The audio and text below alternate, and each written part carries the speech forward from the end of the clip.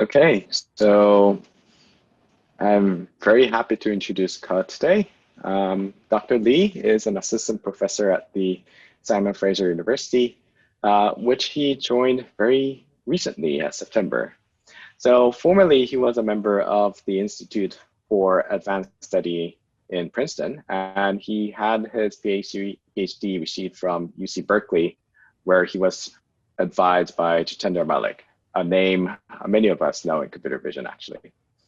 So prior to his PhD, he did his bachelor's at University of Toronto, so he's actually returning to Canada. And Ka is most well known for his work on learning to optimize, and more recently, his work on generative models and nearest neighbor search, which he will talk about today.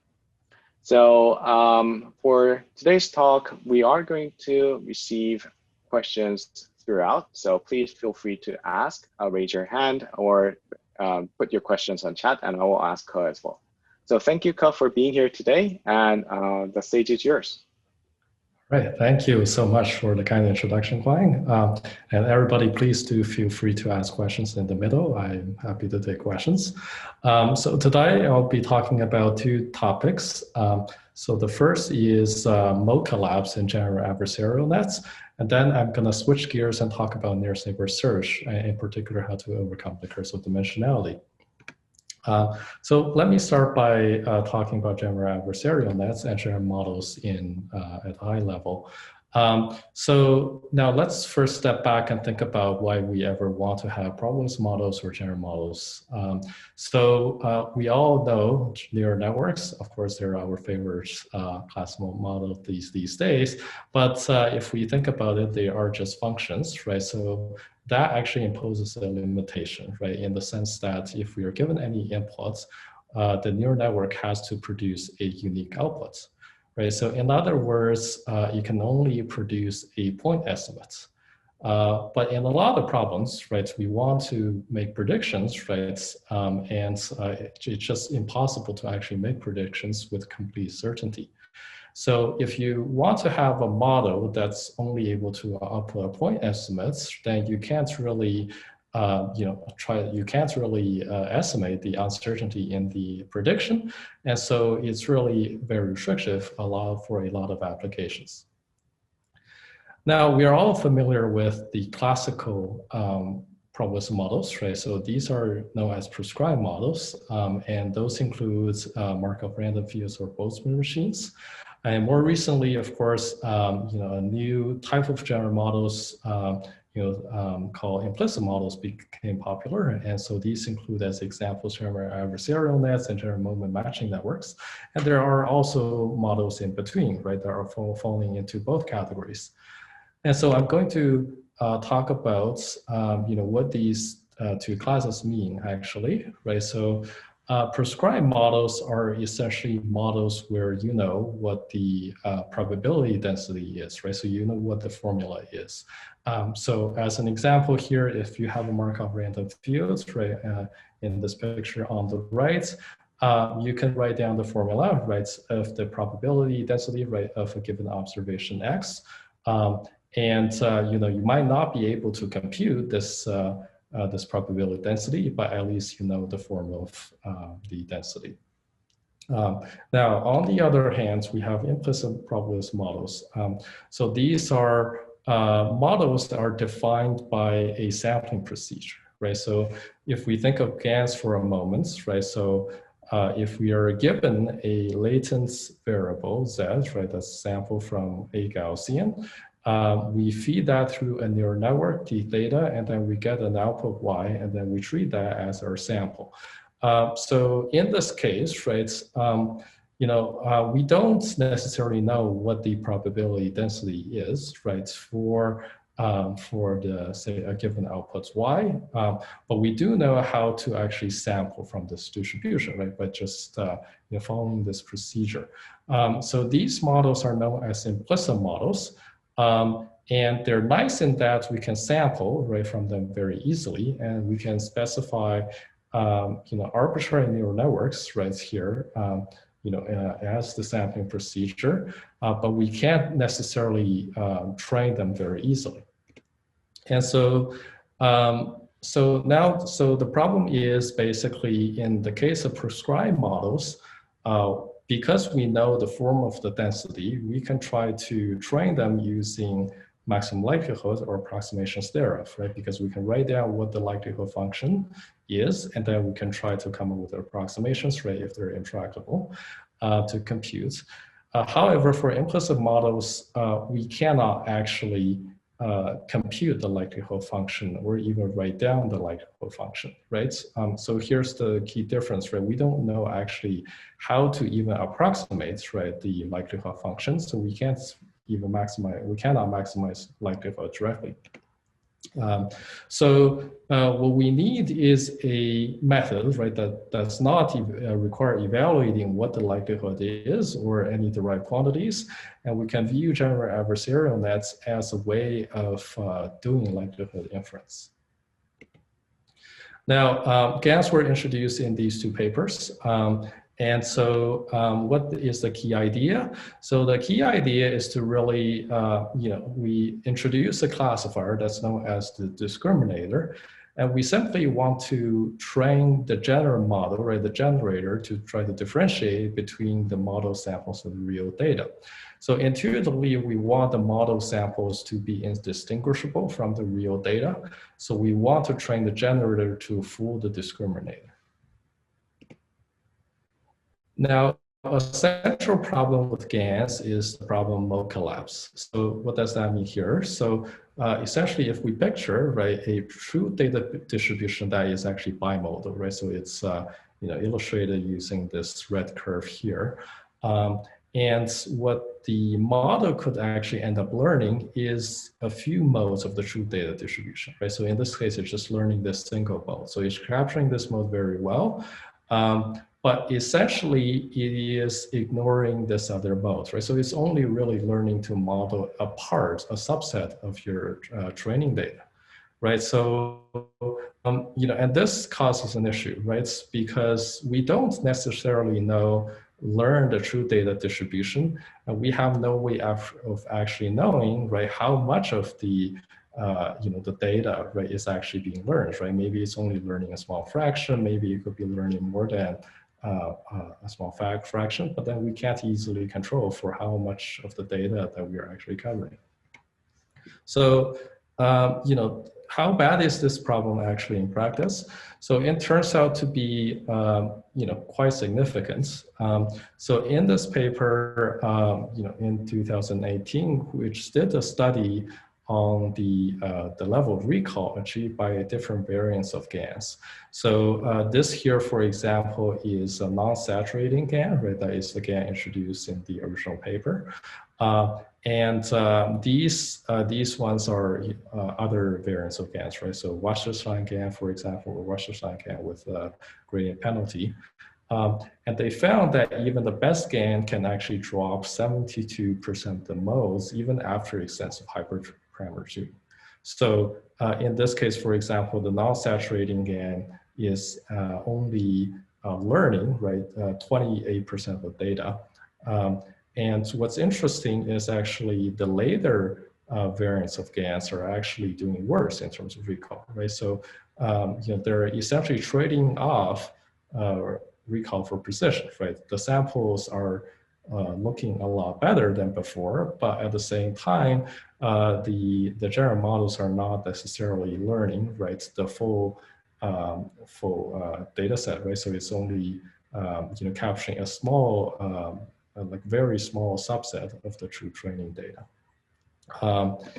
Now, this turns out to be quite a challenging problem, and many papers have been written on this topic, but it still hasn't been solved yet. Okay, so are there any questions so far?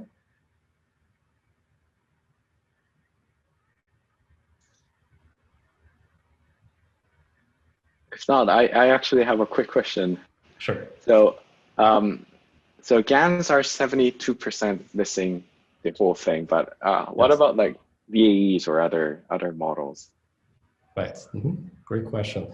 So VAEs, it turns out, so later I have a slide on looking at the precision of recalls of VAEs. Unfortunately, it's also not 100%, surprisingly. So, but it does seem to be better in terms of recall than GANs in general. But I will show that picture later, and I will point out, what the level of recall precision is. Awesome, thanks.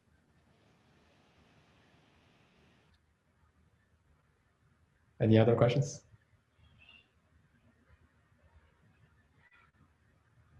I don't see anything else in the chat. Okay, sure. All right. Okay, so let's move on. Okay, so let's take a look at why mode collapse happens, right, in GANs. So here we have a simple two-dimensional example, right? And so here the red squares are the real data points, right, in our training set. The blue circles are the fake generated samples generated by the model. So when we're training the model, right, essentially we're going to be moving around, right, these blue circles. Just because, as the model changes, the samples are going to change, right, in their positions. But the real data are going to stay the same, right? So I want you to pay attention to how the blue circles move, right, as we train again.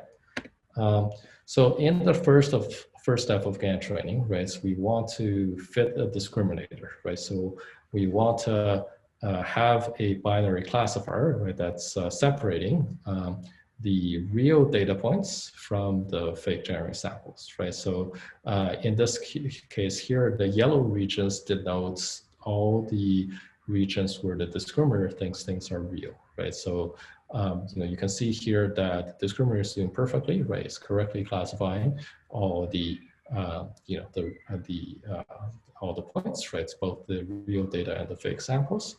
And then when we train the generator, right, we're gonna be essentially trying to push, right, all the fake generated samples to the real regions, right? We want to make the discriminator confused, right? So that is essentially trying to push, right, all these blue circles towards the yellow regions. So after we do that, right, now the generator is happy, but the discriminator is not, right? So we have to refit the discriminator, right? So we get a new decision boundary, right? That again separates the blue circles from the red squares.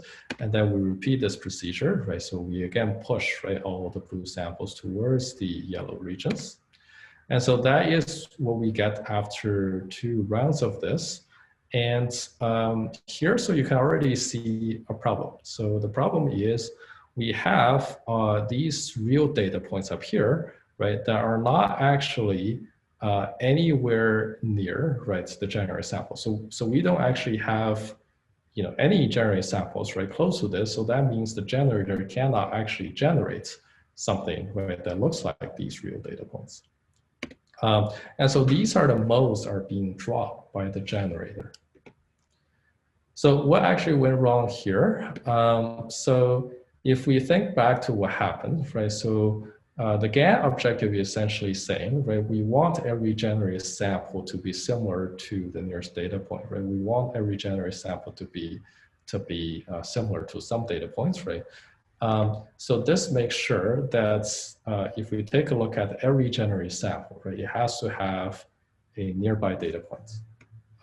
But it does not ensure the opposite direction is also holding, right? So that is, it does not ensure that every data point actually has a nearby generated sample. And so this is why modes are being dropped, right? So, so you can end up having essentially, these real data points that don't actually have nearby generated samples. And so how do we actually fix this? So we can just do it the other way around, right? That is, we want every data point to be pulling the closest generated sample towards it, right? So that's the idea behind our method, which is called implicit maximum likelihood estimation. Any questions at this point?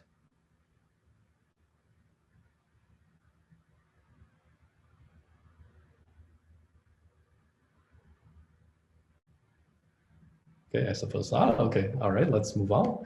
Okay, so let me go over our methods, which is called implicit maximum likelihood estimation, or IMLE for short. So we have the same picture as before, right? So to remind you, the red squares are the real data points. The blue circles are the fake generated samples. And so what we do is we go over every one of the red data points, right? Every one of the real data points.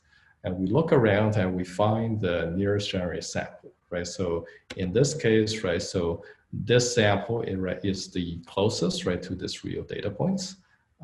This sample is the closest to this real data point, etc.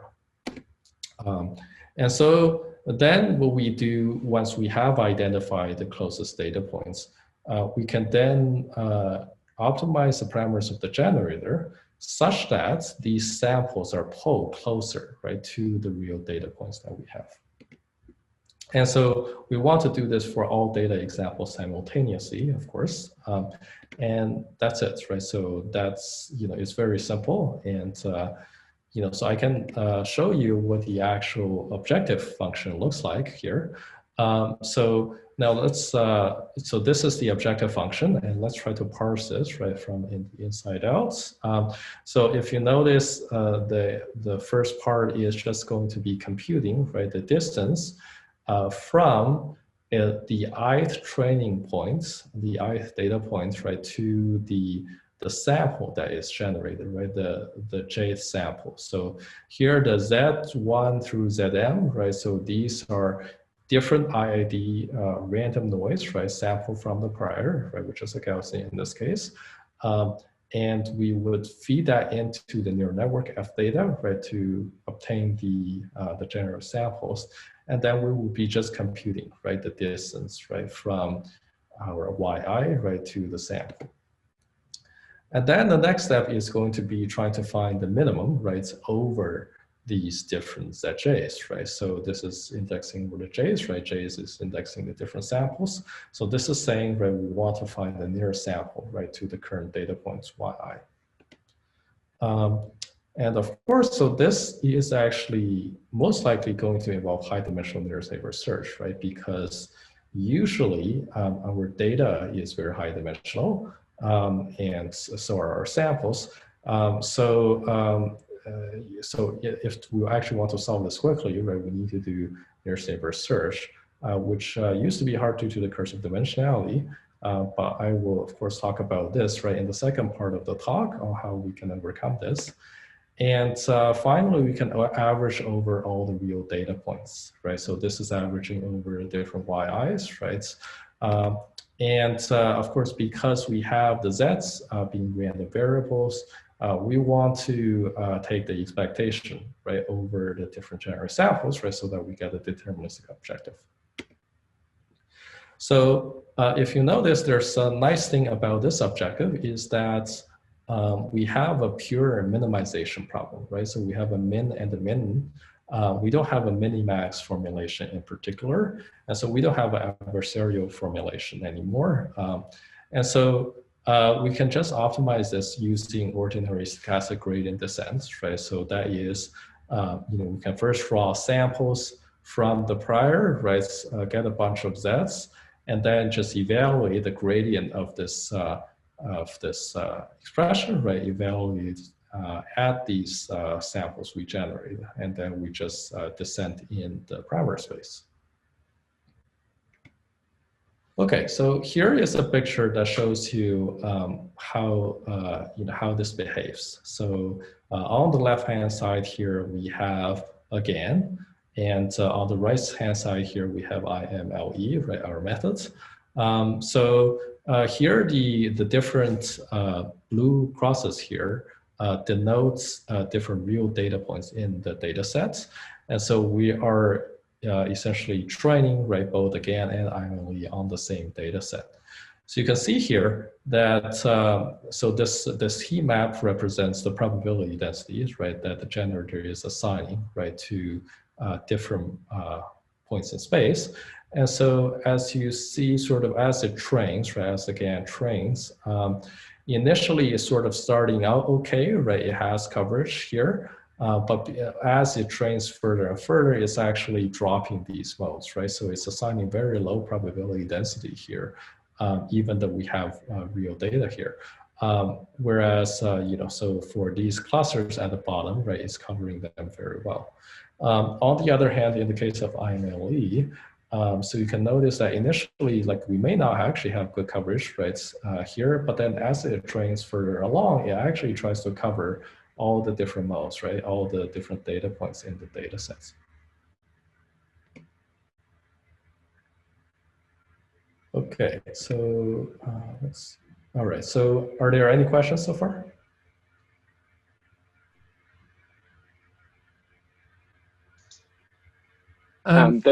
Yeah, Jean-Francois, please go ahead. Yes. Hi. Yeah, I was wondering if so in the plots that that you showed real and synthetic and fake points earlier, where there was the pull arrow. So it was earlier than that. I think it. Yeah, here. So there are some points that don't have any arrows here. So are they ignored in your last term? Yes, they are. And I suppose you have a follow-up to this, and why does that work? Yeah. But is that your follow-up or? Yeah, that's it. Yeah, and if it does, maybe gives a bias or anything. So yeah. Yeah, right. So, I mean, yeah, so this is a great question. So why is it the case that if we don't actually have any loss on these points, right? Why don't we end up having like spurious coverage, right, of these, sorry, I'm pointing at the wrong thing actually. So these are the sample. Yeah, so I'm pointing at the right thing. So why are these, why don't these samples remain in place, right? Even after training the model? So I mean, I have actually, like this picture shows it. So you can see that like at the beginning, for example, like it has density here, right? But over time, it's actually like you see a hole here. So the reason is because, so we have a model, right, that's parametric, right? So we have a model that has a fixed modeling capacity.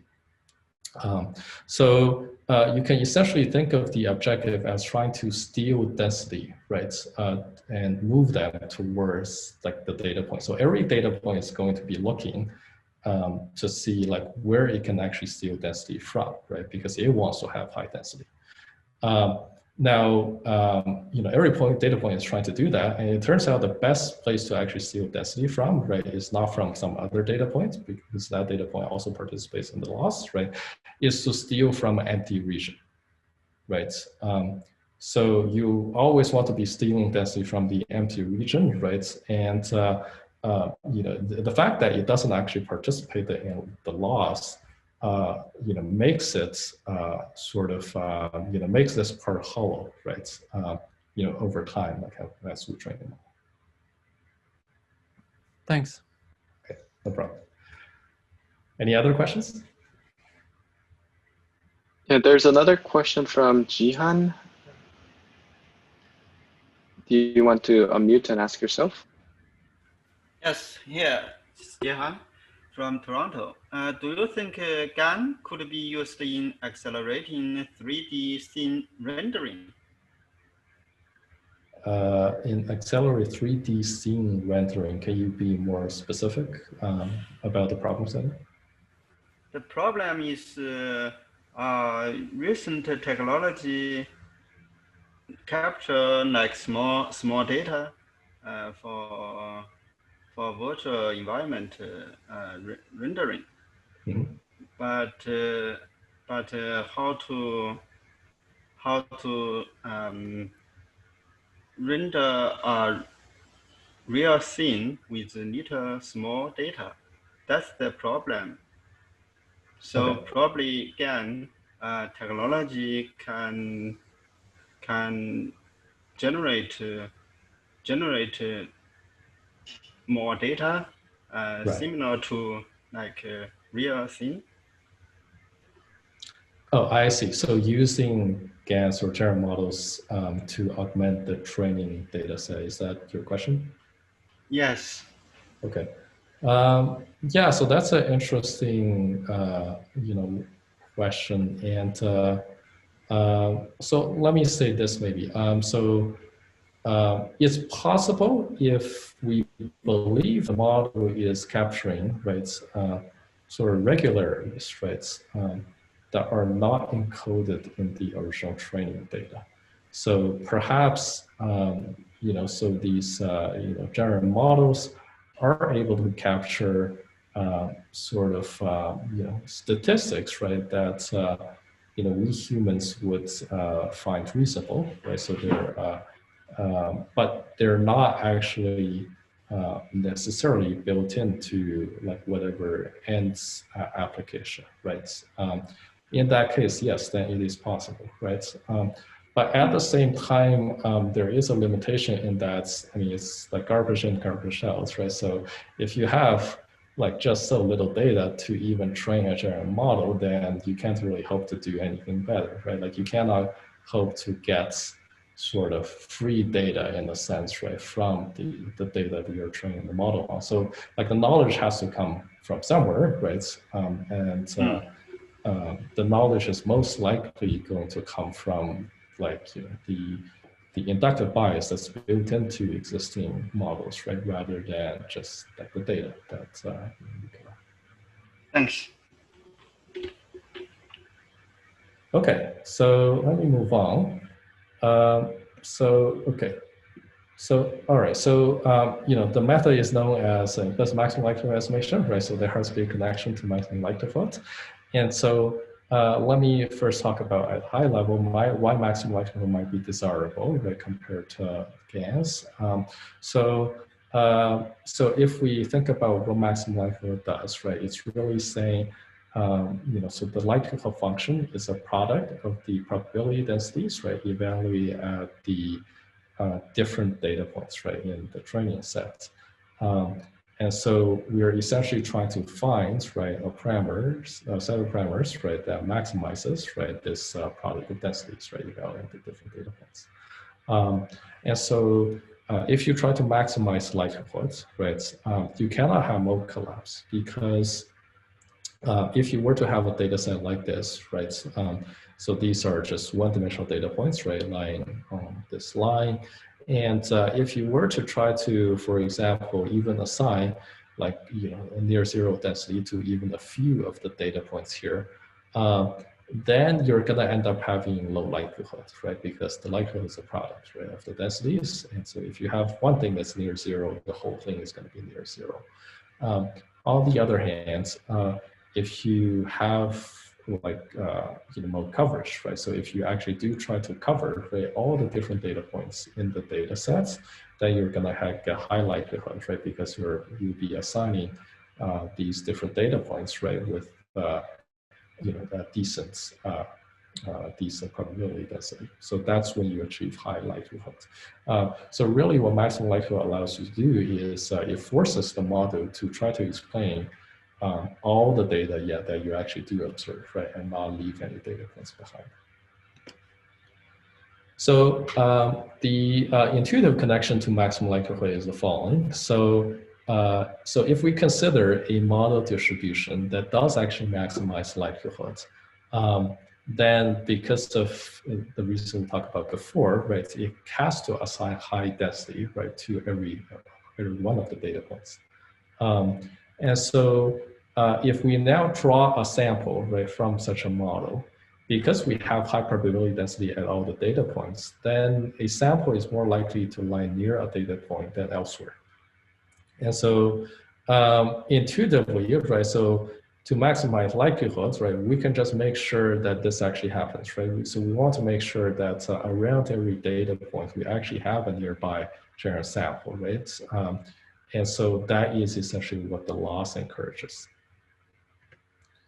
So we do have a more precise connection. And so the more precise connection is the following. So if we were to assume that the model is richly parameterized and the model density is smooth in both the parameters and the data, then if we were to optimize our proposed objective, that is equivalent to maximizing a weighted log likelihood.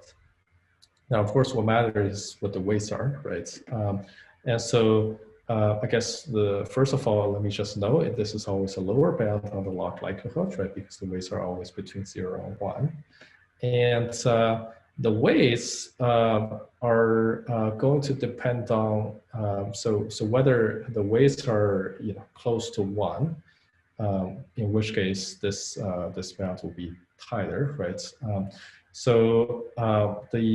When the model is aggressive enough, right, such that the optimal model is assigning roughly similar probability densities, right, to all the different data points here, then the bound is going to be tighter, right? So this is exactly when we have a richly parameterized model family, right? So if we have that, then it works to the benefit of the model to actually try to assign roughly similar density to different data points. Because if it doesn't, right, then again, we have the same issue we said before. If it assigns very low density, then the overall likelihood is going to be small. And so the more expressive the model gets, right, the tighter the bound becomes. So are there any questions so far?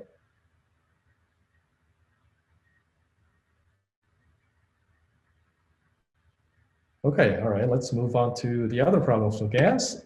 So in addition to mode collapse, right, so we have a few other issues. So one is vanishing gradients, right? So that is when the discriminator is classifying almost perfectly. Then the gradient with respect to the generator becomes near 0.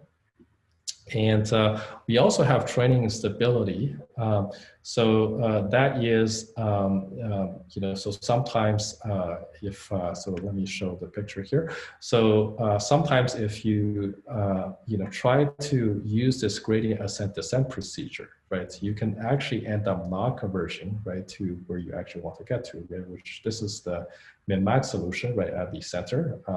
That is where the GAN should ideally go. But you can actually end up going around in circles, right? So you never actually converge to this point. And in this case, it's actually gradually diverging, right? So it's actually moving farther and farther away, right, from the center. And so this is just a consequence of having a minimax formulation, right? Because we don't really have a good method yet, right, for performing adversarial optimization, right? Gradient ascent descent obviously has this failure mode, and so so we can often end up in a situation where we're just not solving the optimization problem in GANs. So in our case, we can overcome both of these issues, right? Vanishing gradients and training stability. So we can overcome vanishing gradients because in our case, the gradient only becomes 0 when the distance to the nearest sample is 0, right? But that's already a case when your data is close to the general samples, right? So that's anyway a situation where you don't want to be updating your generator very much. And so we also get rid of training instability because we have a simple minimization problem. So there's no adversarial formulation anywhere, right? So we can just rely on ordinary stochastic gradient descent to do the optimization. So here we have a picture that shows you what happens when we train our model. So on the left-hand side here, we have the generated sample. And on the right-hand side here, we have the loss curve. So you can see that as we train the model, right, the loss keeps going down quite steadily. And you can also see the quality of the sample, right, improving gradually. So you never see sort of oscillations from where the sample quality gets better and then something else suddenly becomes worse. So it's always sort of progressing, right, at a steady pace. Okay, any questions so far?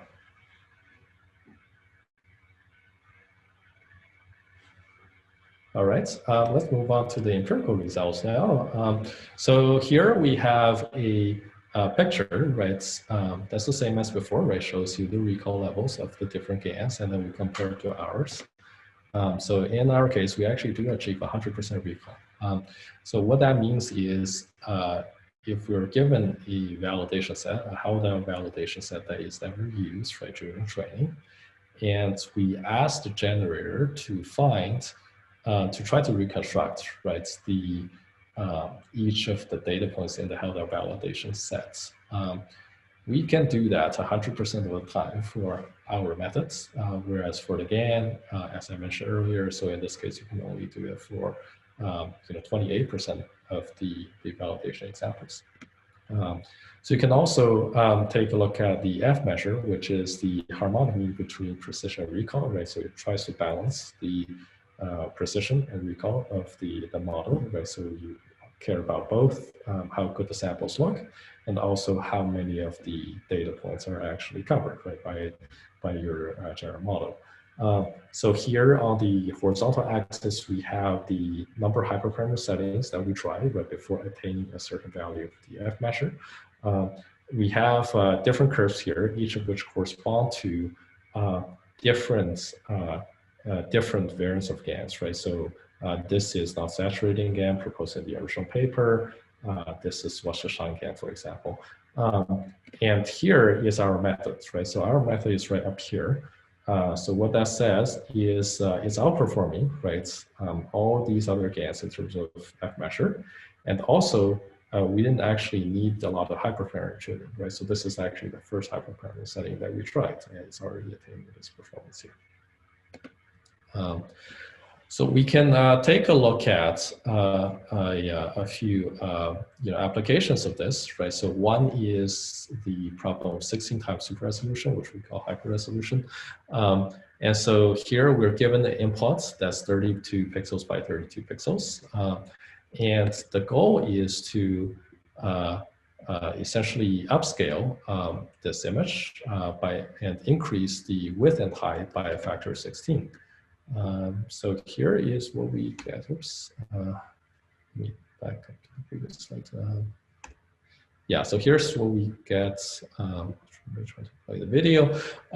So you can see that. You can notice two things, right? One is, of course, the samples do look quite nice. The other thing is that you see sort of this different versions of the butterfly, right, for the same inputs. So this you cannot normally do with a conditional GAN because a mode collapse is actually just giving you a single output, right? We'll see that later. In our case, we can vary the input latent noise that we actually feed into the neural network, and for the different vectors that we feed in, we would actually see different samples, right, from the model. So different alternative versions, high resolution versions of the same input. Okay, so we can compare our method to GANs, right? So ESR GAN is a leading super resolution methods, which upscales by a factor 4. So in this case, because we are upscaling by a factor 16, we use 2 of them, right? So we have 2 times ESR GAN. And so this is again the input. So you can see that our method is achieving both better quality and also is achieving a lot better, much better diversity, right? So the ESR GAN is not changing at all, right? As we change the latent noise vector, in this case, we actually do observe substantial differences.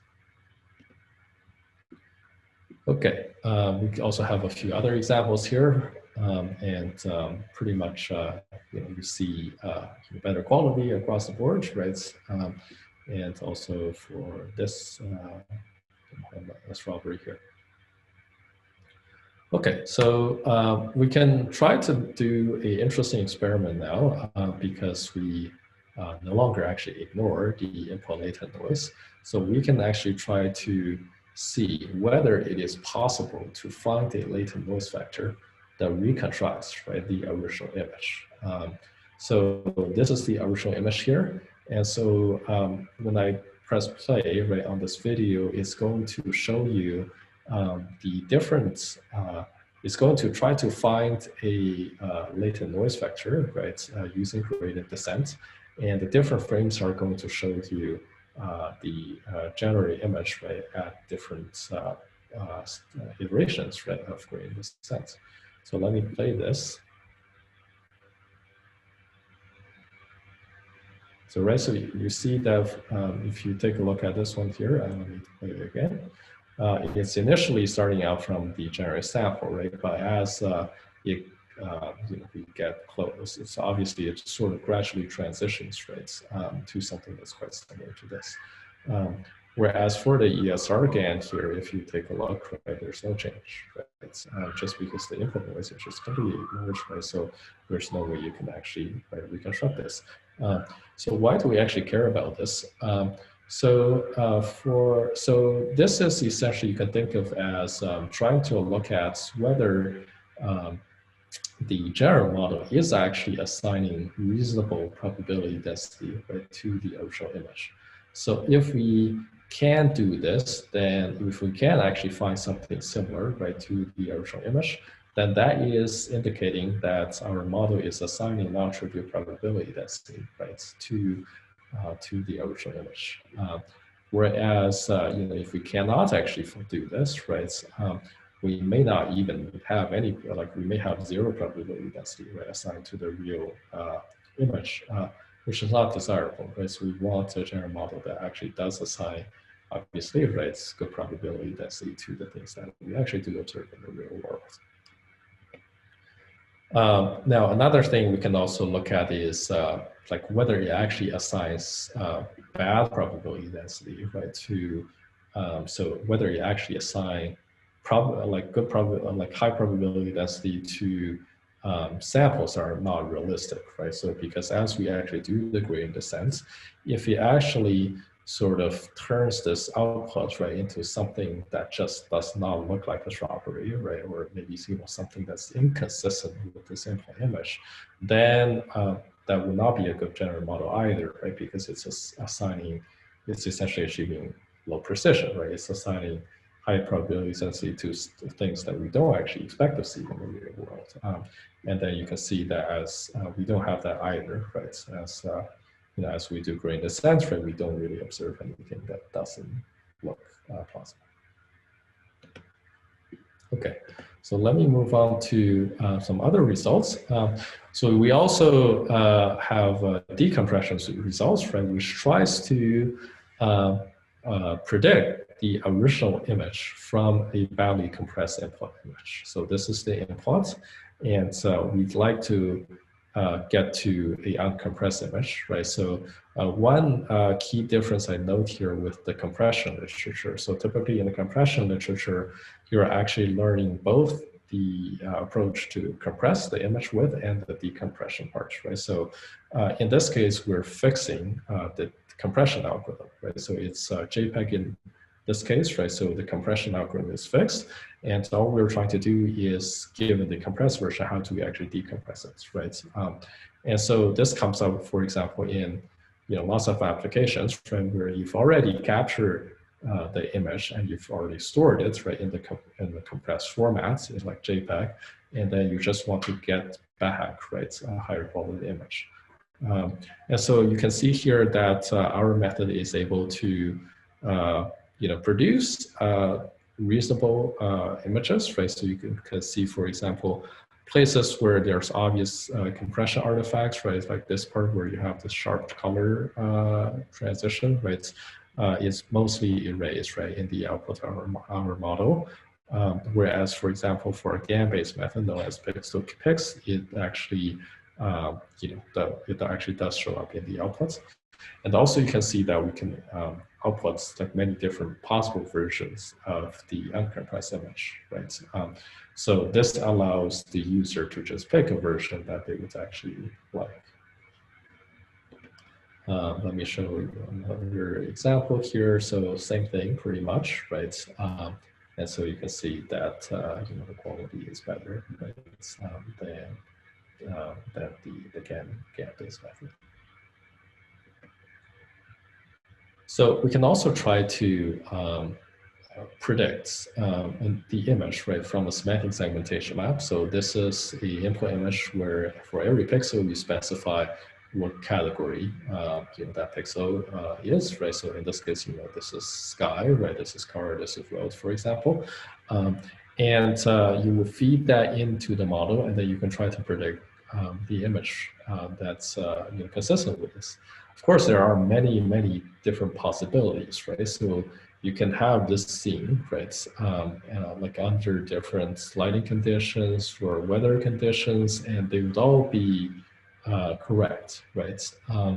And so, but so a GAN-based method is essentially just collapsing to a single predicted output, right? It's not able to give you alternative images, right? Or that all are consistent with the input. Whereas for our method, you can see that we have sort of a very diverse set of images, right, for the same inputs. And so one nice thing that you can do now is, you can try to interpolate in the latent space, right? So typically in the conditional GAN, the latent noise vector is ignored, right, by the generator because the mode collapse.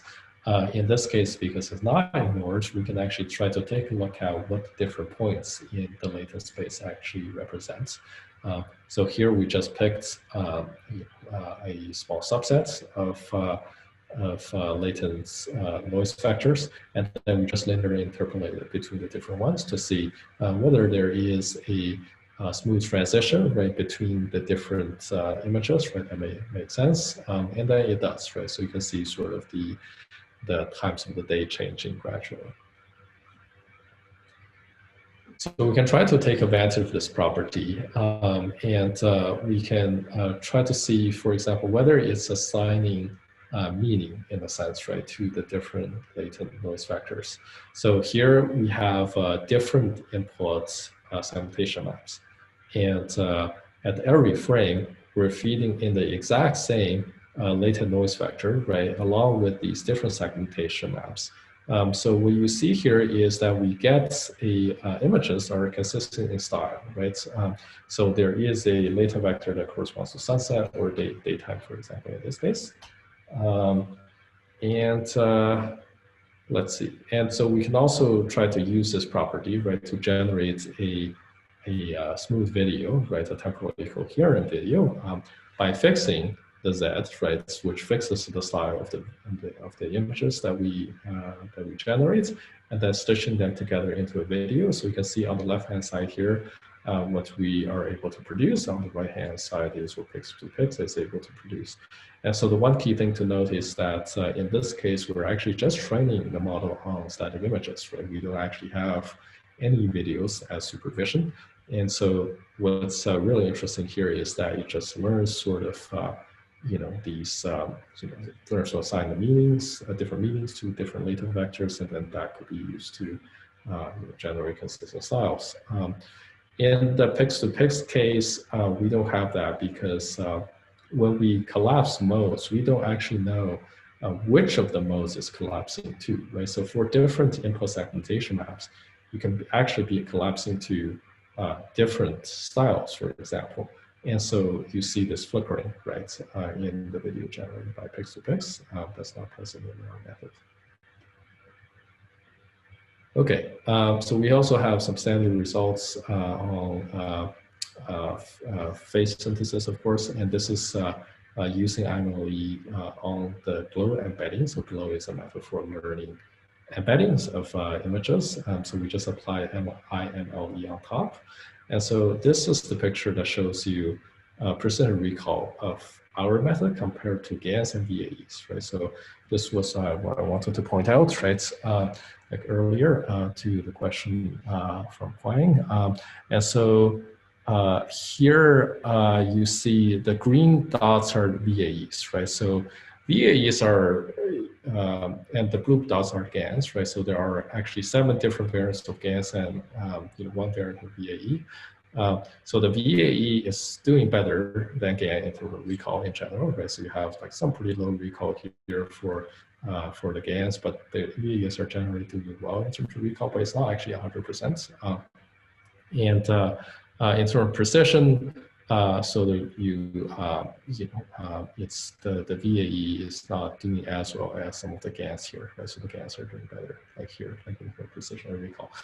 It's just that for the different GANs, there seems to be like a greater variability in the kinds of performance that you observe. Like there are some hypercurrent settings are especially poor. There are some other ones that are very good. But in our case, like we just have a single hyperparameter setting here, right? So, and that is outperforming both GANs and VAEs, right? In terms of both recall and precision.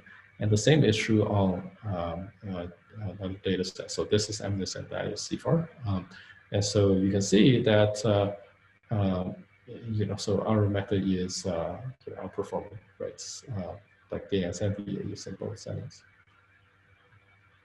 Okay, so I actually don't have a lot of time left, but let me just stop and take maybe a few questions, and then I'll move on to the second section and talk about it quickly.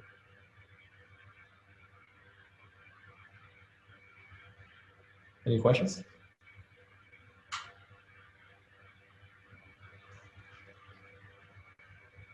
Okay, no questions. All right. Okay, so all right, let me talk about this then. So I'm going to switch gears and talk about near-saber search. And so near-saber search is, of course, used a lot in machine learning and all of AI, really. What the problem is trying to do is very simple, right? So we're given a bunch of data points. And if we're given a query, that's this red square here, we just want to find quickly, right, find the subset of the data points that are closest to the query.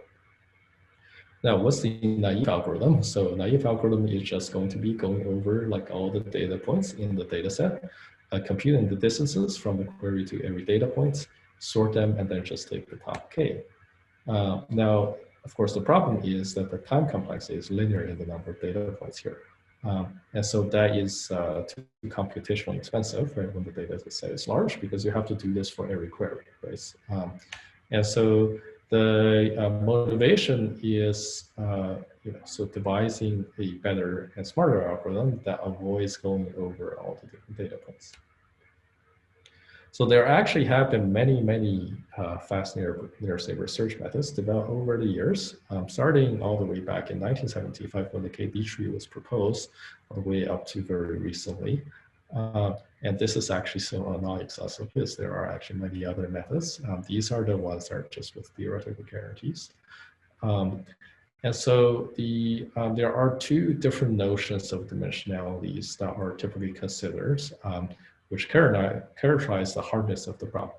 So one is known as ambient dimensionality. So that is a notion of dimensionality that everybody should be familiar with, and which is just the dimensionality of the space, right? So where the data points live.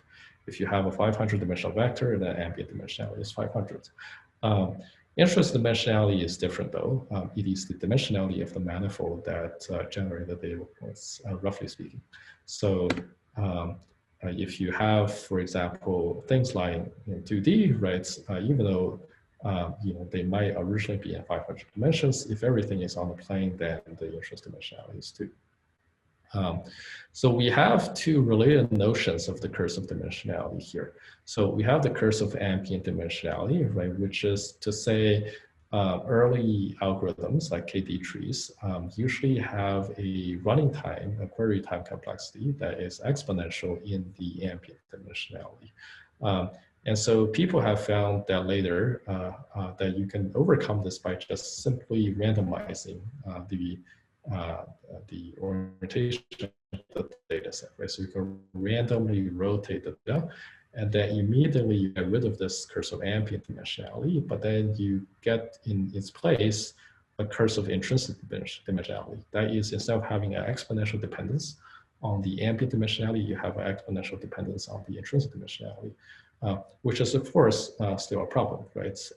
Because usually in natural data sets, you have non-trivial intrinsic dimensionality is usually 20 or 30, and that is too big, even for methods that are able to get around this. So, so here's a picture that shows you the complexities, runtime, query time complexities of various existing methods, right? So we have different existing methods here, and then they're all blowing up, right, as the intrinsic dimensionality increases. So why does this actually happen? So let's go over briefly what intrinsic dimensionality actually means, right? So if we have a data set with the intrinsic dimensionality of D prime, then if we were to have an arbitrary ball with sufficiently many points, and then if we now consider doubling the radius of the ball, right? The number of points that's going to be inside this ball with double the radius is going to be at most a factor of 2 to the d prime bigger, right, than the number of points within the smaller ball. And so why does this actually make sense? You can think about this, in this 2D example, right? So if we have a bunch of points, right, lying on the grid, right, in 2D, if you imagine the ball and then you imagine sort of increasing the radius of the ball, right, the number of points inside the ball is going to grow quadratically. And so that is why you have intrinsic dimensionality of 2, ambient dimensionality is of course 2. Now, if we were to take that same set of points and embed them in a higher dimensional space, in this case 3D, the growth rate of the number of points, right, as you expand the ball is going to be the same, right? So it's still an intrinsic dimensionality of 2, but the ambient dimensionality is now higher, right? So it's now 3. So now if we think about existing methods, so they all use this idea, or mostly use this idea of space partitioning, right, which is trying to divide up the space into these different cells, and then actually trying to retrieve points lying in each cell. So here's an example of how that works, right? So if you have a query that's here, and you were to look into the cell and then try to retrieve the points, right, that are lying within the cell, you see that there are 2 points, right, in the cell. And so sometimes you would just search over these 2 different points, right, and find the nearest neighbor, right, do this. In this case, that will actually give you the wrong results, right, because like neither of these points is actually as close as the distance between the query and this point. So in order to get the right result, you actually need to go up the tree and then actually look at the neighboring cells too. So the issue with this, whenever you have data independent partitioning, is the following. So if we consider an intrinsic dimensionality of 1, right, and think about like how many points are actually in this cell, right, of a data independent partitioning scheme. If we have an intrinsic dimensionality of 1, right, so we have 2 points within the cell. If it goes up to 2, then we have 4 points in the cell. And then it goes up to, if it goes up to 3, we have 8 points now. So we went from 2 to 4 to 8, right, which is of course exponential growth, right, which is not good.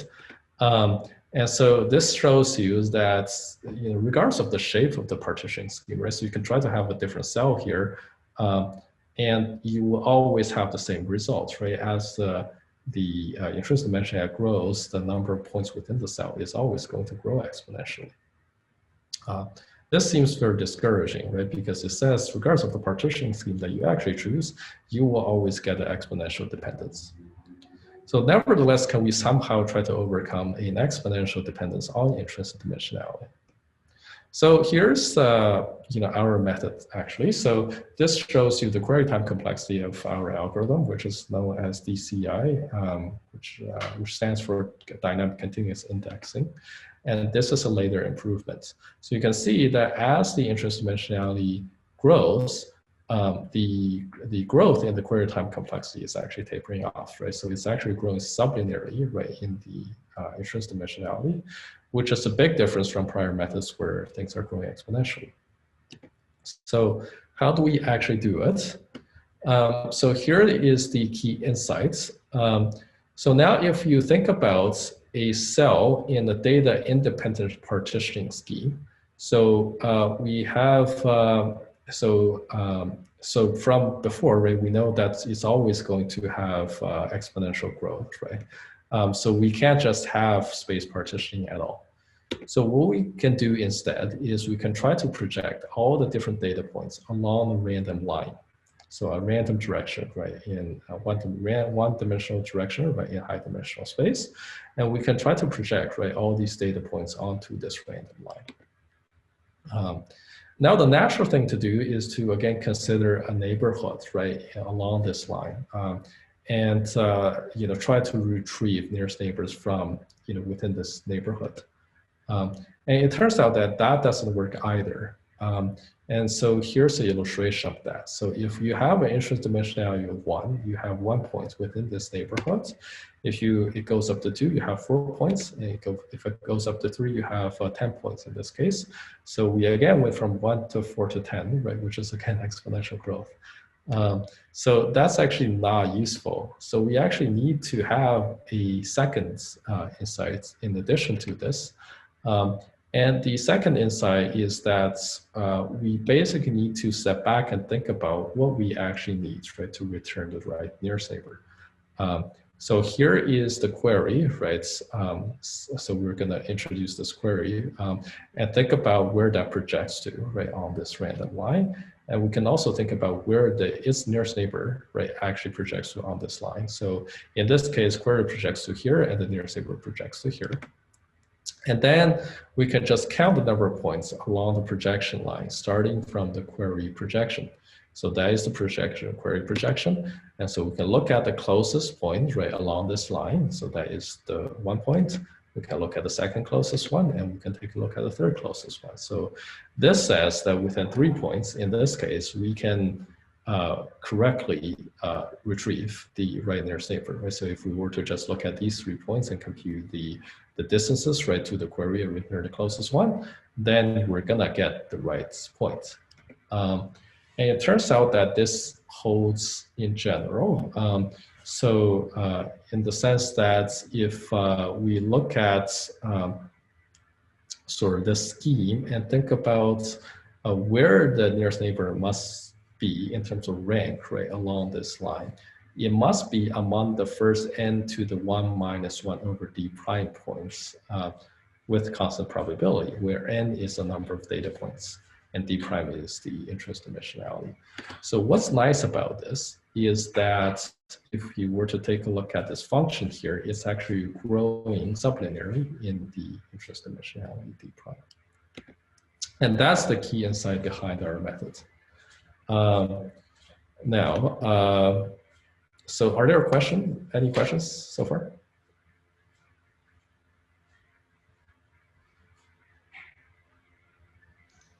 No, I think your explanation is too clear. Okay, all right, okay. So let me move through this part relatively quickly. So pay attention here. So we want to be projecting in our method all the data points along a random projection direction. And we want to do that multiple times. So that's what's different, right, about this compared to what I talked about previously. And so we are going to have a query that's this red square, and we're going to project that along these different random directions. And so the first step is going to be just looking along both of these directions to find the point that is actually the closest to the query, right, along this projection direction. So in this case, that will be this point here. That's the projection of this point, right? So that is the closest to the query along this direction, same thing here. And then we can just compare the projected distances to the query. So we can compute how far away is this query to this projection, right, along this line and also along this line. And that's a distance. And we're going to take the shortest one. So we're going to be, so in this case, this is shorter than that. And then so we're going to be looking along this direction and then processing this direction first. By processing, I mean the following. So initially, we're going to start out with a hash table where all the keys are the different points in our data set. And the values are going to start out by zeros. So these are going to essentially serve as counters for the different points. So when we do process a point, when we do visit the points, so that means incrementing the counter, right? Like for that data point.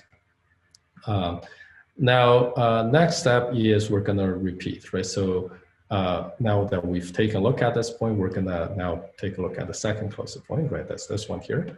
And again, compare the distance, right, from the second closest point to the query on this direction and the closest point to the query along this direction. See which one is shorter, right? In this case, that one. And then again, right, go forward, right, along this direction. So process the second point, right, along this direction.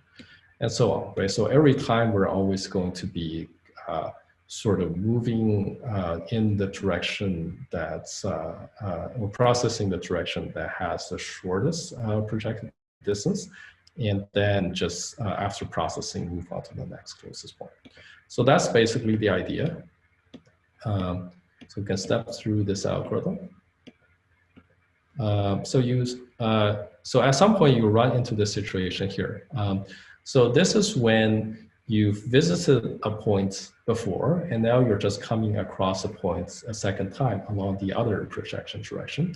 And so intuitively, when you encounter a point like this, then you know that it is close to the query along both projection directions. And in general, all projection directions that you have in your algorithm. And so if it's close to the query along all projection directions, and the projection directions were randomly chosen, right, independently, then most likely it is going to be near, right, the query. And so that is the point we want to keep track of, right, which is called the candidate point, and then we will add it to a set called the candidate set.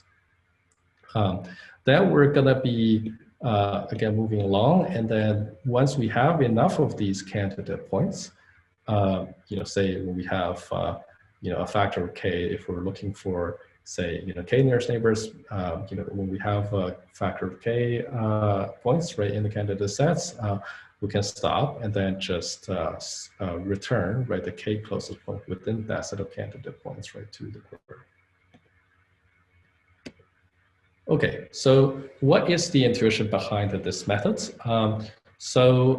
Essentially, if you think about what we're doing, right? So along every projection direction, we're essentially going by the projected distance, right, to the query. So we're gradually increasing the projected distance that we look at. So initially we start out very small, and then eventually, like, we go get to a large projected distance. And so because we're waiting to see a point along all the different projection directions before actually adding it to the candidate set. So if we now take a look at the order in which things are added to the candidate set, it is in increasing order in terms of maximum projected distance, where the maximum is taken over the different projection directions. And so now one nice thing about the maximum projected distance is that it's always a lower bound on the true distance, right? And so as the number of projection directions increases, then this lower bound is going to approach the true distance. And so in the limit of an infinite number of projection directions, that exactly retrieve points in the right order, right? It's the first point that is added to the candidate set is always going to be the closest point, right, to the query. And so what's nice or what's interesting about the query time complexity here is that it looks like a complicated expression, but basically this term is going to dominate in most scenarios. So when your intrinsic dimensionality is high and ambient dimensionality is high, and so so this is showing you that the dependence on the ambient dimensionality is linear, right? And the dependence on the intrinsic dimensionality prime is sublinear. And so there's two places where it depends, right? So we have a linear, right? Linear depends on the ambient dimensionality. We have a sublinear depends on the intrinsic dimensionality, right? So important thing to know is that we neither have an exponential dependence on ambient dimensionality or intrinsic dimensionality. In terms of space complexity, it is linear in the number of data points, which is contrasts with some other methods which are actually quadratic in the number of data points. You cannot actually use them for large data sets.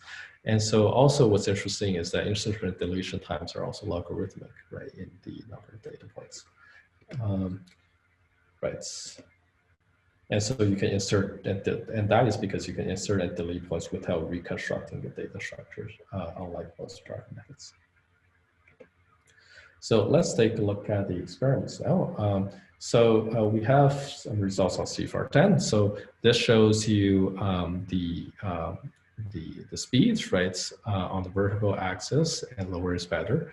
And so you can see that this is LSH, which is a popular method for approximate nearest neighbor search. And this is product quantization, the purple one.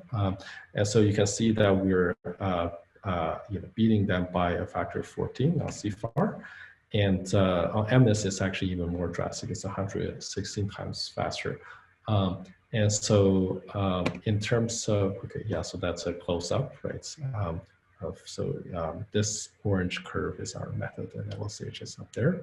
And then we can also take a look at the space efficiency on C4MS, and so it's also 20% less memory usage, right, than LSH. Okay, so that concludes the talk.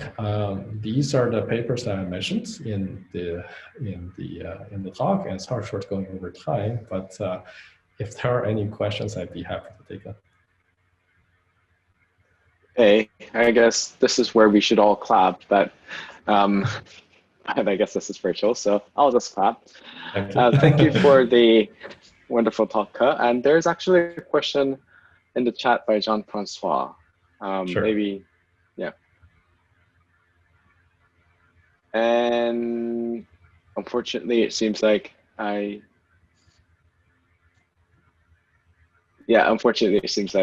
Jean-Francois left. So I'll just read the question. Maybe you can answer it. Yes, sure.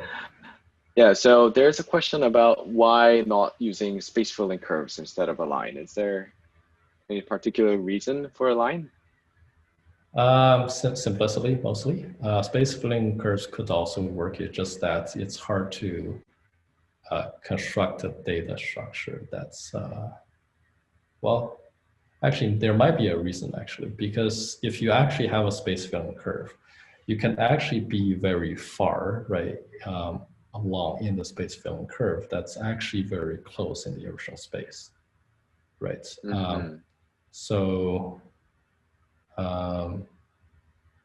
It could work if you have multiple different space filling curves, right, instead of the random projections, right?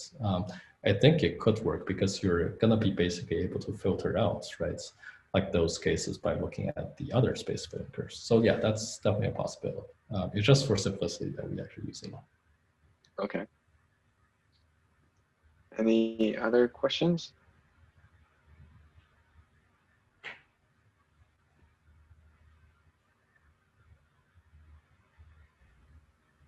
If not, thank you once more, Ke. And yeah, this was a great talk. I really enjoyed it. Thank you so much.